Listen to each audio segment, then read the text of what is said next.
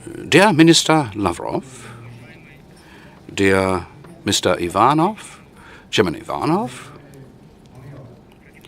dear friends, good morning. I'm very happy to attend this very important meeting, and I would like to thank Mr. Ivanov and Mr. Titov for the invitation. Last September, I was in Moscow, and thanks to this invitation, within a short time, I am able to come back to Moscow. I wish all the participants to enjoy this successful conference. My presentation is not as substantive as was the one by Minister Lavrov and Mr. Ivanov. That is why I can allow myself to share my impressions. As one of the leaders in Russia mentioned last autumn in Moscow, Jamalungma, the Everest, is not going to grow further, but the Russian-Chinese relations will reach out to a new pinnacle. The international conference, Russia and China, towards the new quality in bilateral relations, organized by the Russian International Affairs Council and the China-Russian Friendship, Peace and Development Commission, is exactly a very eloquent demonstration of our attempt to take these bilateral relations to a new level. This year celebrates the 20th anniversary of the Chinese Partnership in Strategic Cooperation and the 15th anniversary of signing of the Agreement on Good Neighborly Relations. And soon President Putin is going to go on his next trip to China. And against this backdrop, this conference attains a particular significance. I sincerely wish full success to this conference, and I hope that you will express more of golden ideas to strengthen our friendship for centuries, and in this way would provide intellectual support for our relations to grow up to a new level. China and Russia are global powers who enjoy joint border with a length of 4,300 kilometers, different traditions and cultures. It was not easy for us to achieve mutual respect, mutual equality, peaceful cooperation, and peaceful existence. During the past 300, 400 years, our relations went through a difficult path. During the past 20 years, particularly within the period after the signing of the Good Neighbor Relations Agreement and Cooperation Agreement, the Chinese-Russian relationship consistently reached an unprecedented high level, and our today's relations are as close as never before. As opposed to the kind of major countries in between which there have been either confrontational relations or dead relations, we have set the precedence which is beneficial to ensure the sovereignty and the security and safety of both our countries, as well as for both the Russian and Chinese nations to prosper, as well as to achieve prosperity within the region and throughout the whole world. That is why the peoples of our nations are rejoicing over it, while the peoples of other countries welcome this fact very much. Now, why during the past 20 years the Russian-Chinese relations have been developing so well? This is the question which deserves a deep analysis by strategists and academicians in our both countries. I personally believe this to be the case because, first of all, the government and the leaders of both countries are looking into the future with far-sightedness and perception, understanding the incomparably significant strategic importance of good quality bilateral relations. They have always been going hand in hand with time, diligently performing their mission and upholding the strategic significance of the future development of the Russian-Chinese strategic relations. Secondly, Russia and China not only have established a number of principles and concepts which ensure long-term, healthy and stable development of our bilateral relations, but also implementing those responsibly. And I'm talking about such principles as good neighbor relations, non-conflict, confrontational approach to each other, mutual respect, mutual trust, equality, partnership instead of acting as allies, strategic cooperation, and so on and so forth. Now, the most valuable amongst them, I believe, is mutual respect, mutual support, and equality. Here lies the driving force and the life strength within the Russian-Chinese relations.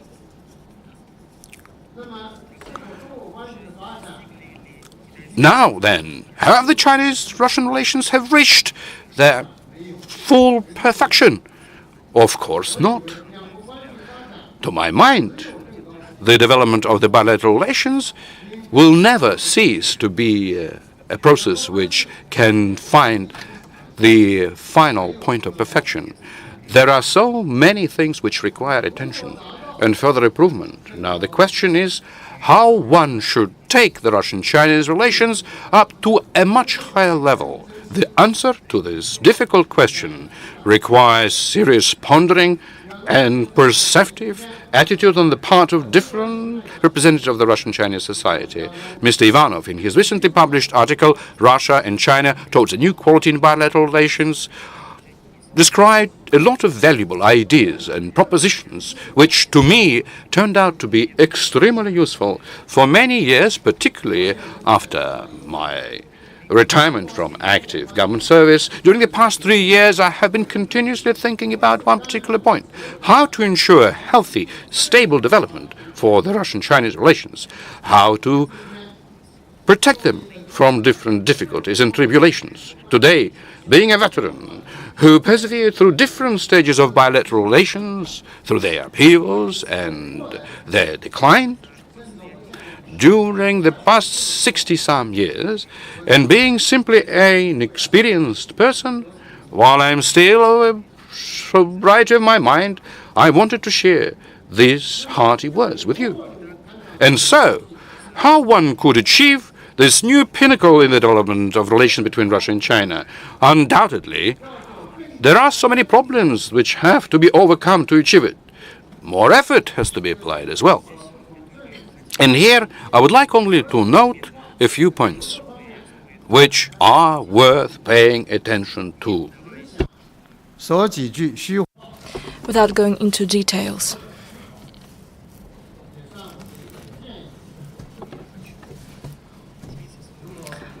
I would like to share my proposals with you. If I'm wrong, please comment on this or correct me. First of all,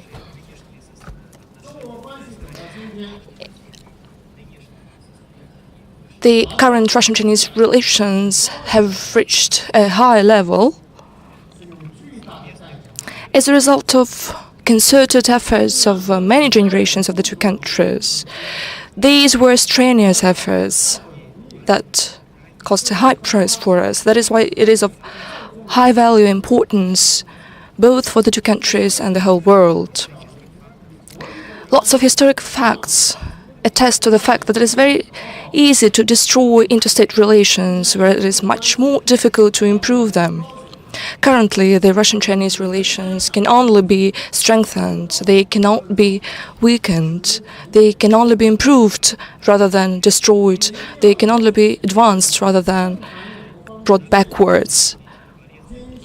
We should bear in mind the useful experience and tragic lessons we've learned over the last 10 years. We should be responsible in promoting our relations of a comprehensive and strategic partnership in compliance with the call of time.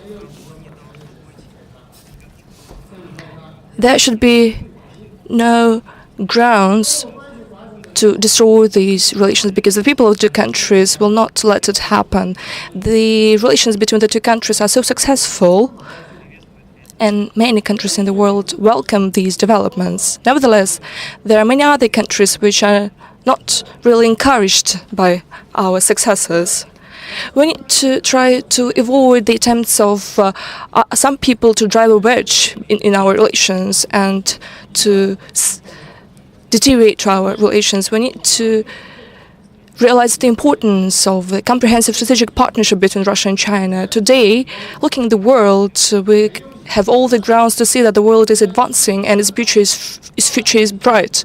We have no grounds to be pessimistic. Nevertheless, it should be noted that hegemony and the policy of force are still taking place in the world. Russia and China are faced with unprecedented opportunities as well as long-term domestic and international challenges. The convergence of our approaches to development, common tasks we are faced with, the common ownership of China and Russia have predetermined the need of long-term strategic comprehensive partnership between Russia and China. We will always be friends. We are to strengthen and embolden the idea of consolidating the vision of societies of friendship and to implement this vision to the full between the two countries. The Chinese-Russian comprehensive strategic partnership is not an up-to-the-minute measure. At any time and at any circumstances, we need to support our mutual trust, mutual support, and to maintain the high level of mutual trust so that our bilateral relations develop at the highest possible level without any difficulties and any deviations and turns for the worse.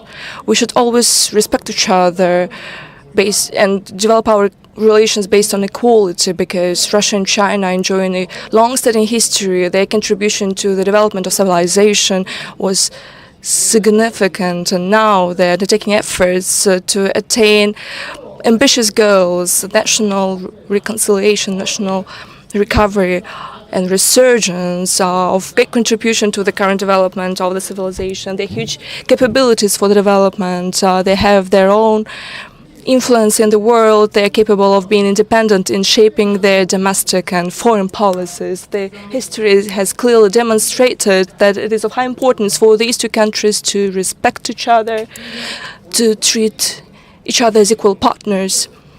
Our equitable relations mean that no country is subdued by the other. Our relations are based on mutual support and development rather than constraint of each other.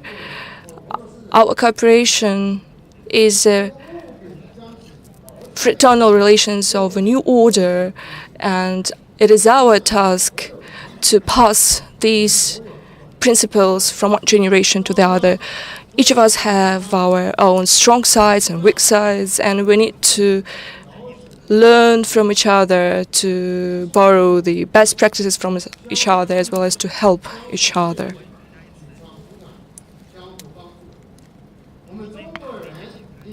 The Chinese should see the advantages and strong sides of Russia as well as its bright future. We should continue to be engaged in a frank dialogue and to reinforce our mutual trust. Successful cooperation on a bilateral basis have become the result of deepened strategic dialogue, converging views, and greater political trust between the two countries. The years of confrontation between our countries instead of a dialogue are over. Nevertheless, the issue of mutual trust is not a question that can be settled once and for all. It requires our constant attention. In this context, we need to fully tap the capabilities of the communication channels of the two countries in order to timely exchange views for the benefit of building trust and removing concerns of the two sides.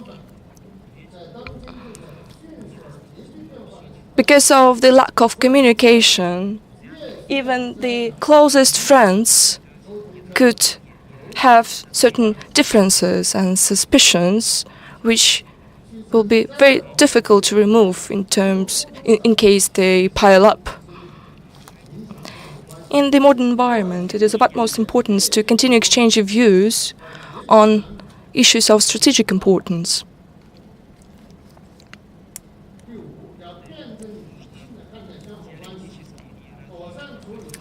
We need to adopt a prudent approach to our relations in order to settle all the possible differences. With all the successes we have achieved in terms of mutual trust, one cannot idealize our relations believing that there will be no any other difficulties. Naturally, we should not artificially create new problems, but at the same time, we should bear in mind that Russia and China are different countries with different mentality and way of life. That is quite normal and only logical. Should any differences and problems arise, both countries should adopt a cold-blooded, prudent and diligent approach so that they could find an adequate solution to any problem. We should put ourselves in the shoes of another country so that we could act based on mutual understanding, willing to reach a compromise. Great attention should be attached to people-to-people contacts between the two countries. Interstate relations are hinging on the mutual affinity of the two peoples. The vitality of the Russian-Chinese relations boils down to the people-to-people contacts. Over the last decade, humanitarian contacts have stepped up. As a result, the mutual affinity of the two peoples is only growing stronger. It is very gratifying, but again, there is far greater potential to be tapped, and these people-to-people contacts are not matching the high level of political dialogue between the two leaders. What we should strive to achieve is for our peoples to be willing to develop humanitarian exchanges and contacts. We should not repeat the previous path to cooperation that we took, although it led to the new level of mutual trust between the two countries. In the 50s of that century, I was still young, but from my personal experience, I could see how close the two peoples of the two countries are. As a member of the Committee of Friendship, together with my colleagues and friends, I would stand ready to continue contributing to promoting people-to-people contacts and spreading the idea of eternal friendship between Russia and China. It is also important to reinforce political research and analysis of the two countries. The Russian-Chinese relations are among the most important and prominent in the modern world. In what way is our cooperation so peculiar? How is this cooperation differ from the relations of other world powers? What measures are to be taken to foster our cooperation?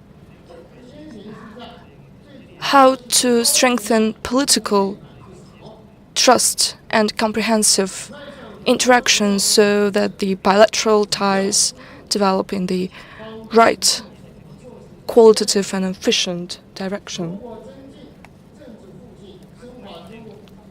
How are we going to reinforce comprehensive and practical cooperation? How are we going to bolster identifying the ways for future development and exchange views of each other, as well as learn the best experience of state governance from the experience of each other, how to reinforce bilateral and international mechanisms of cooperation, how to come up with new measures of cooperation and create more favorable environment for practical ties, how to engage more participants to trade and economic relations, how to reinforce interregional cooperation, tapping the potential of the SMEs, how to resolve the issue of the lack of understanding between the two peoples and to remove all the superstitions of each other, how to align the development strategies of the two countries in political, economic, and practical fields, how to reinforce our cooperation on the issues of global governance, how to protect long-term interests of the two countries. These are the issues that could be tackled by our centers of excellence. The advancement of our cooperation cannot be possible without excellent centers of the two countries. Dear friends, recently in Beijing I met Dr. Kissinger. I told him that in the 21st century there could be any force that would prevent the rise of China and Russia. And today I would like to add the following to what I said. In the 21st century there can be any force that could impede the consistent advancement of the level of the Russian-Chinese cooperation.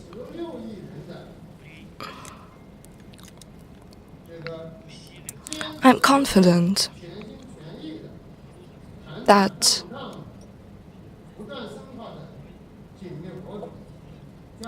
as a result of strenuous efforts of the two peoples, we will be able to consistently strengthen our cooperation. And against the backdrop of international developments, we would be ready to improve the quality of the Russian-Chinese interaction, meeting very ambitious challenges, creating miracles for the benefit of the two peoples and the whole world. That's probably it.